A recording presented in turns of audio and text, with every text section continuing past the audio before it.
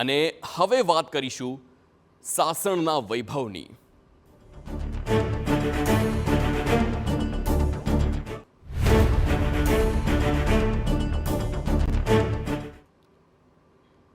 પક્ષીનો મધુર કલરવ, મોરનો ટવકો, સિંહની ગર્જના, હરણની મતવાલી ચાલ સાથે જ દીપડા ચપળતા, ખળખળ વહેતા નીર અને ધરતીએ લીલુડી ઓઢણી ઉડી હોય તેવા આ પ્રકૃતિનો વૈભવ એટલે સાસણ ગીરનો આ નયન રમ્ય નજારો।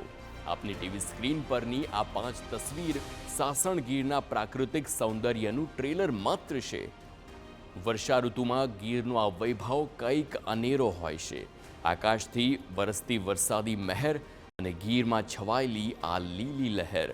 સાસણ ગીરમાં પ્રકૃતિ સોળે કળાએ ખીલી ઉઠી છે। આ દૃશ્યો કોઈનું પણ મન મોહી દે તેના માટે પૂરતા છે। તો ઉનાળાના આકરા તાપથી તપેલા જંગલ પર વર્ષા ઋતુ જાણે કે સંજીવની બનીને આવે છે। વરસાદ પડતાની સાથે જ સાસણ ગીરના જંગલ ખીલી ઉઠે છે અને સમગ્ર જંગલ હરિયાળું બની જાય છે।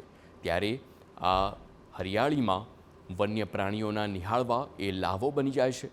લીલા ઘાસની કૂપણ ફૂટવાથી હરણ, ચિત્તલ, સાબર, નીલગાય આ જેવા જ તૃણભક્ષી પ્રાણી પણ આના માટે પૂરતા પ્રમાણમાં તેમના માટે ઘાસ મળી રહેશે। સાથે જ ગીરમાં વન્ય સૃષ્ટિની કોઈ કમી નથી।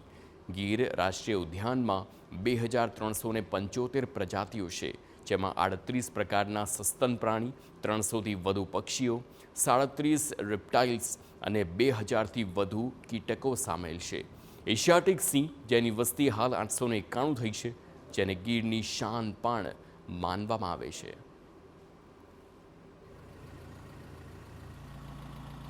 આપણે જોઈએ તો હવે પુષ્કળ પ્રમાણે જે ઘાસજો છે આ જોવા મળે છે અને જે આપણે ઉનાળાના સિઝનમાં જ્યારે વોટર પોઈન્ટ ભરતા હોય છે તો અત્યારે જે પાણી જો છે આ બધી જગ્યાએ ઉપલબ્ધ છે। આપણે જે રિવરાઇન પેચીસ જે સૂકી ગયા હતા ઉનાળાના સિઝનમાં અત્યારે ત્યાં પણ પાણી જોવા મળે છે। એવી રીતે જે આપણે વાત કરી કે ઘાસ પણ પુષ્કળ પ્રમાણમાં જોવા મળે છે। તો જેટલા આપણે હર્બીવોર છે, સાંભર છે, ચિત્તલ છે, તો એને પુષ્કળ જે ખોરાક જો છે અત્યારે ઉપલબ્ધ છે।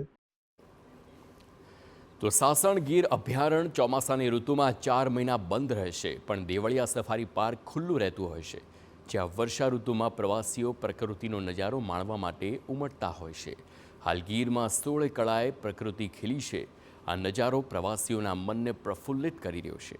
સાસણ ગીરની લીલુડી ધરતી પ્રકૃતિના સૌંદર્યની અવિરત ધારા વહાવી રહી હોય તેવા જ જાણે કે કુદરતી સૌંદર્યના દૃશ્યો સ્વર્ગમાં સર્જાયા હોય તેવા અહીં જોવા મળે છે। સાથે સાથે જે આપણે હેબિટાટ ઇમ્પ્રુવમેન્ટની જે કામગીરી હોય છે આ પણ જ્યારે સારી બારિશ થાય ત્યારે શરૂ કરવામાં આવે છે। તો અત્યારે આ પણ ચાલી રહી છે, જેમાં આપણે જંગલના અંદર જે લેન્ટેના હોય આ પણ કાઢવાની કામગીરી અત્યારે ચાલે છે।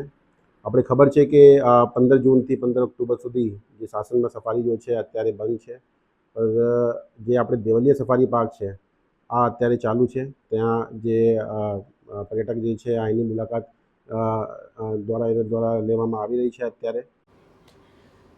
તો સાસણ ગીરમાં વિહાર કરતા સિંહની ગર્જના, પક્ષીઓનો ટહુકા, ખળખળ વહેતા પાણીનો નાદ આ ગીરના સૌંદર્યને 4 ચાંદ લગાવી દેશે। સાસણ ગીરની આ હરિયાળી ધરતી સાથે જ પોતાની ગોદમાં વન્ય સૃષ્ટિની અનન્ય ખજાનાને એ સમાવી અને જાળવી રહી છે।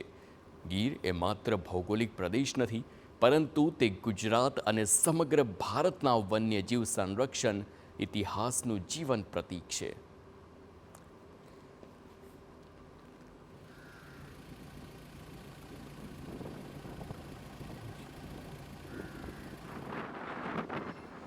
ચોમાસાની ઋતુની શરૂઆત થતા જ્યારે પ્રથમ વરસાદમાં જ્યારે લીલી ગીર જે ગાંડી ગીરવે જ્યારે લીલી સાદર ઓઢી છે, આ દ્રશ્ય છે સાસણ ગીરના।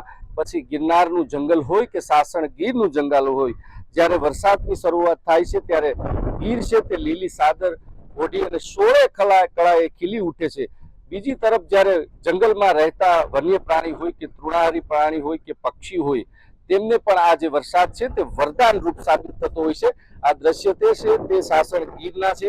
સાસણ ગીરના અદ્ભુત નજારો જ્યારે જોવા મળી રહ્યો છે, ત્યારે બીજી તરફ જ્યારે વાત કરીએ તો વન્ય પ્રાણી અને અન્ય પ્રાણીઓનું પણ આ મેટિંગ પીરિયડ હોય છે ત્યારે વરસાદ છે તે વન્ય પ્રાણી, તૃણાહારી પ્રાણી અને પક્ષીઓ માટે આ વરદાન રૂપ સાબિત થાય છે.